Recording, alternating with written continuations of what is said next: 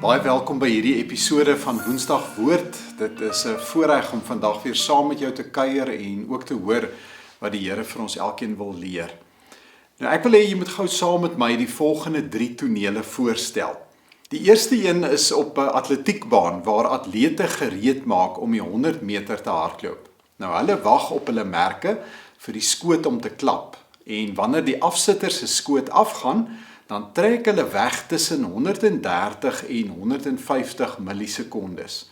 Die spoed van die wegspring bepaal op die ouend wie gaan goud of silwer of brons wen. Nou die tweede toneel is op die sportveld of in 'n gimnasium waar 'n afrigter 'n bal gooi na die spelers en hulle het dan 'n beperkte tyd om hierdie bal te vang. En die derde toneel speel af by 'n verkeerslig wat verander van rooi na groen. Nou dalk het jy al opgelet dat sommige bestuurders dadelik wegtrek terwyl ander nog eers vir 'n rukkie by die groen lig wag omdat hulle besig is op hulle selfoon of iewers in 'n paneelkussie soek na iets. Nou elkeen van hierdie tonele het met 'n mens se reaksietyd te maak. Elke dag het ek en jy breekdele van sekondes tussen 'n sein en 'n aksie wat moet plaasvind. En in hierdie breekdele van sekondes word 'n uitslag bepaal. Partykeer op die baan of in die verkeer en selfs ook in 'n mens se geloofslewe. Nou hierdie bewuswording van reaksietyd laat 'n mens met 'n belangrike vraag. En die vraag is: hoekom reageer party mense vinniger as ander? Ons sou dit ook vanuit 'n geestelike perspektief kan vra. Wat bepaal of jy geestelik gereed is om op God se stem te reageer? Is dit net 'n mens se persoonlikheidstipe of is daar dalk iets dieper, ook iets neurologies wat 'n rol kan speel? Nou dis interessant, in die mediese wetenskap is daar al baie navorsing gedoen oor hoe reaksies en herinneringe en gewoontes in ons brein vorm en hoe dit 'n invloed het op hoe ons reageer.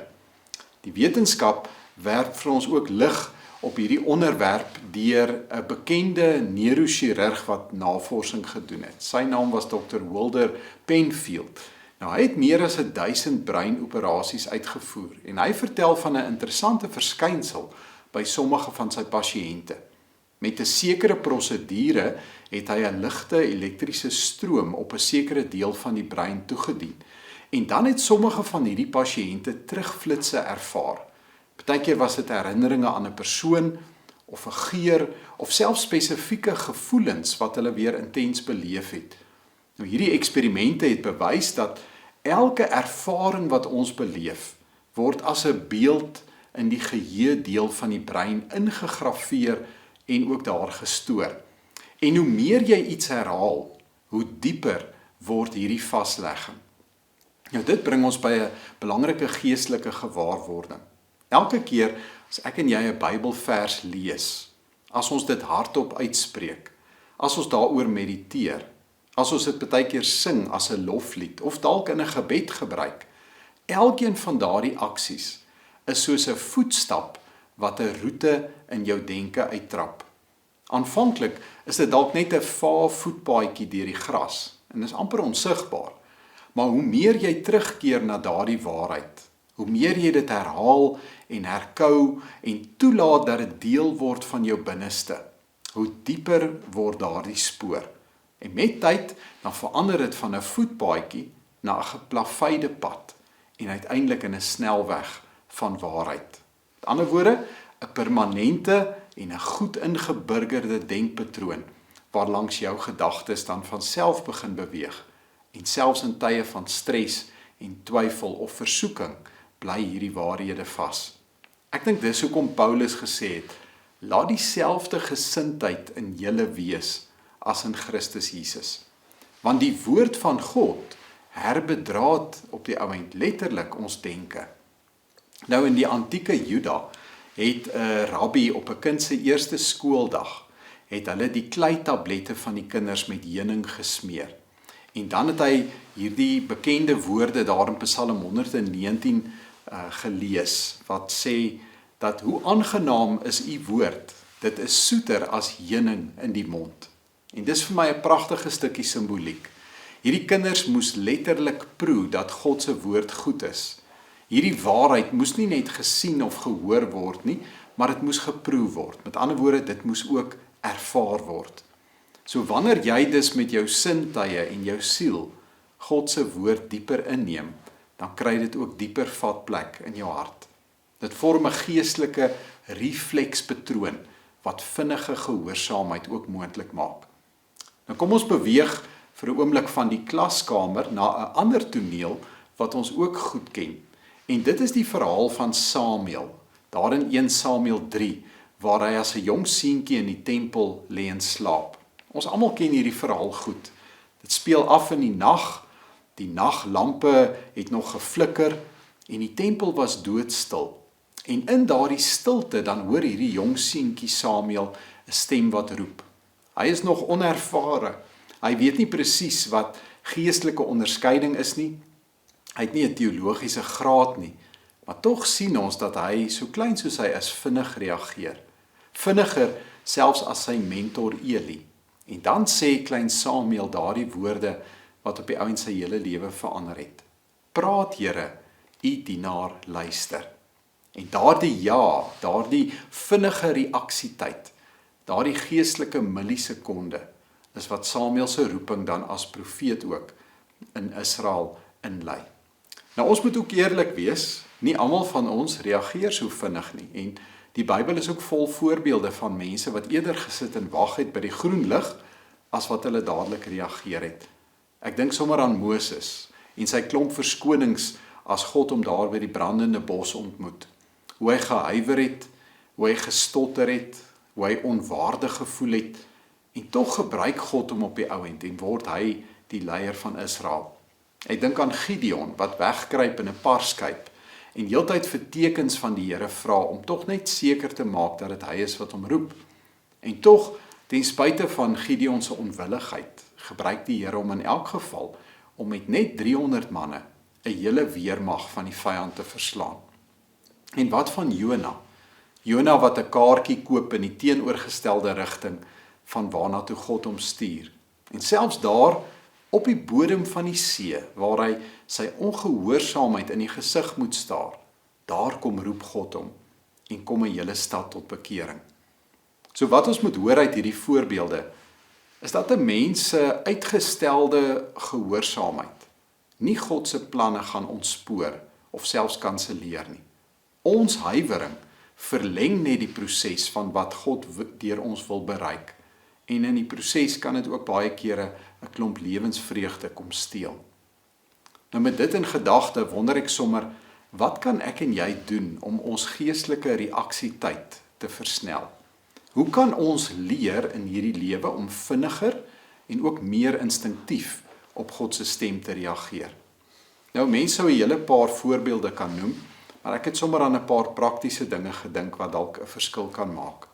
Ek dink die eerste ding is dat ons veral in hierdie raserige wêreld sal moet leer om met groter aandag te luister.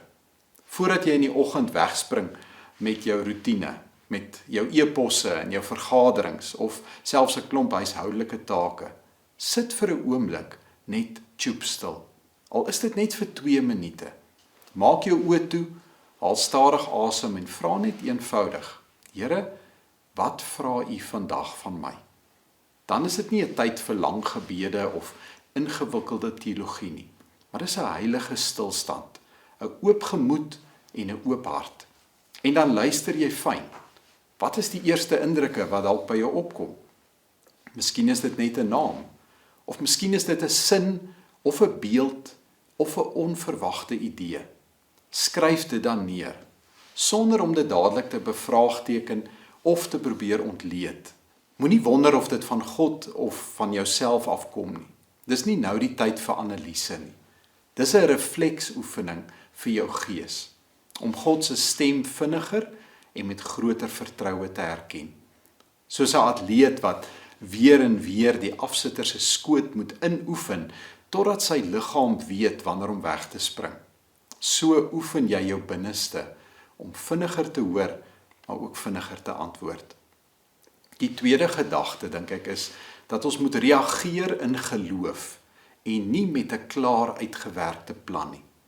Jy sien, Samuel het nie geweet wie met hom praat nie, maar hy het geantwoord. En so vra God ook nie van ons om eers te reageer as ons alles klaar uitgewerk het met 'n voltooide plan nie. Die Here stel meer belang in 'n mens se hart, dat ons bereid is om hom te vertrou, selfs al is alles nie altyd duidelik nie. Hy vra dat ons daardie eerste tree sal gee, die tree van gehoorsaamheid. En dan die derde ding, dink ek, is dat ons ook daaglikse momentum sal bou.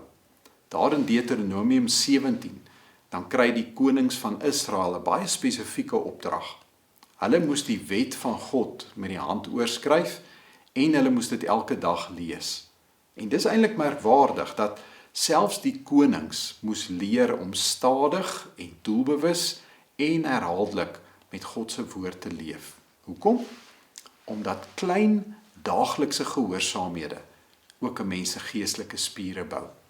Jy sien, dit gaan nie net oor die groot gebare nie, maar dit gaan oor daardie konstante ritme, daardie vinnige dankgebed in die verkeer, of die ry by die winkel, of daardie eenvoudige WhatsApp boodskap van bemoediging aan iemand in nood, of dalk 'n helpende hand wat stilweg 'n swaar las van iemand anders se skouers afhaal. Sulke klein aksies, dag na dag, maak jou meer ingestel, meer beskikbaar en ook meer gereed om vinniger op God se stem te reageer. En dit is op die ou end hoe momentum groei. Net soos Dr. Penfield sy elektriese stroom herinneringe wakker maak in ons, of in die pasiënte, so wek die Heilige Gees ook dinge in ons gees, presies wanneer ons dit nodig het. Romeine 8, daardie bekende gedeelte in vers 11, sê dit so mooi. Omdat die Gees van hom, deur wie Jesus uit die dood opgewek is, in julle woon, sal hy, deur wie Christus uit die dood opgewek is, ook julle sterflike liggame lewend maak deur sy Gees wat in julle woon. Die Gees bring nie net fisies lewe nie, maar hy verskerp ook ons reaksies, ons denke en ons gehoorsaamheid. En elke keer wat jy reageer op sy stem, dan beleef jy 'n mini-opstanding van hoop en visie en geloof. So ja, dis maklik om langs die pad te bly sit en wag, selfs al is die lig groen, steeds te huiwer en te wonder, is dit nou die regte tyd? Moet ek reageer of moet ek dalk nog 'n bietjie uitstel? Maar weet julle, sommige geestelike oomblikke kan nie wag vir beter omstandighede nie. Miskien is God se lig vandag reeds groen in jou lewe. En dalk kom dit op een van verskeie maniere. Dalk is daar 'n naam wat skielik in jou gedagtes opkom. Iemand wat jy moet bel. Dalk is daar 'n innerlike wete dat jy moet vergewe, dat jy met iemand moet gaan regmaak voordat dit te laat is. Of dalk is daar 'n idee om 'n spesifieke Bybelvers ook in jou situasie uit te bid. Moenie wag nie. Daardie millisekonde tussen God se fluistering en jou optrede, jou aksie, daar begin die deurbraak en 'n nuwe verhaal van hoop. Amen. Kom ons bid saam. Here Jesus, dankie dat U steeds vandag met ons praat. Somtyds sag, maar altyd helder en duidelik. Geef vir ons ore wat vinnig hoor en hande wat gewillig is om te beweeg. Herbedraad ons denke met U woord, sodat ons reaksies vol geloof sal wees. En Here, as ons huiwer soos 'n Moses, of twyfel soos 'n Gideon, of selfs vlug soos Jona, herinner ons daaraan dat U steeds roep en dat U nooit opgee nie. Wys vir ons dat die grootste vreugde daarin lê om dadelik ja te sê en gehoorsaam aan U te wees. Ons bid dit in U naam. Amen.